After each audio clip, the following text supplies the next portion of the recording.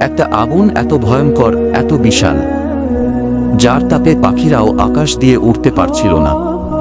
তখন মানুষ দাঁড়িয়ে দেখছিল আর ভাবছিল, আজ একজন মানুষ জীবন্ত এই আগুনে পুড়ে ছাই হয়ে যাবে। কিন্তু সেই আগুনই হয়ে গেল ঠান্ডা, শান্ত, নিরাপদ। কিভাবে সম্ভব হলো এমন অলৌকিক ঘটনা? এটা ছিল আল্লাহর নবী হযরত ইব্রাহিম আলাইহি ওয়াসাল্লাম এর জীবনের এক অসাধারণ মুজিজা।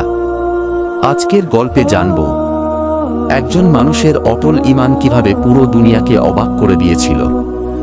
অনেক অনেক বছর আগে এক দেশে রাজা ছিল, নাম ছিল নমরুদ।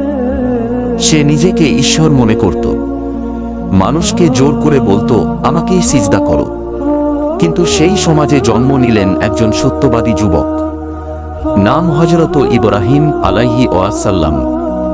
ছোটবেলা থেকেই তিনি বুঝতে পারতেন, মূর্তি কখনো আল্লাহ হতে পারে না, কারণ মানুষ নিজের হাতে বানায় আর নিজেরাই ভেঙে ফেলতে পারে। তিনি মানুষকে বলতেন, এক আল্লাহ ছাড়া আর কেউ ইবাদতের যোগ্য নয়। একদিন শহরে বড় উৎসব ছিল, সবাই মূর্তির পূজা করতে বাইরে গেল। ইব্রাহিম আলাইহিস সালাম একা মন্দিরে ঢুকলেন। চারপাশে সারি সারি মূর্তি। তিনি ভাবলেন, এগুলো মানুষকে ভুল পথে নিচ্ছে।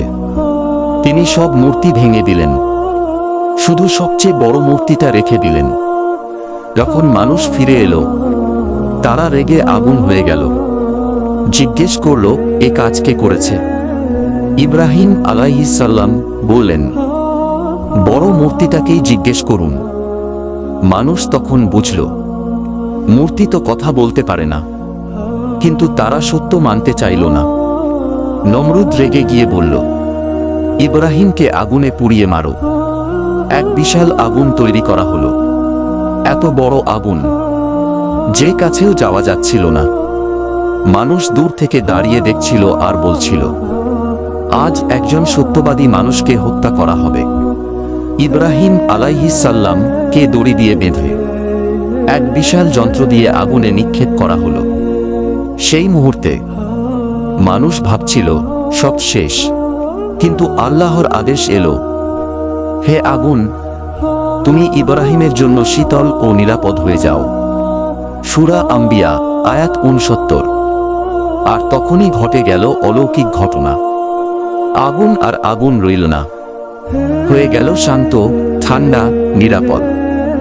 মানুষ অবাক হয়ে দেখল, ইব্রাহিম আলাইহিস সালাম আগুনের ভেতরেও একদম সুস্থ ও নিরাপদ।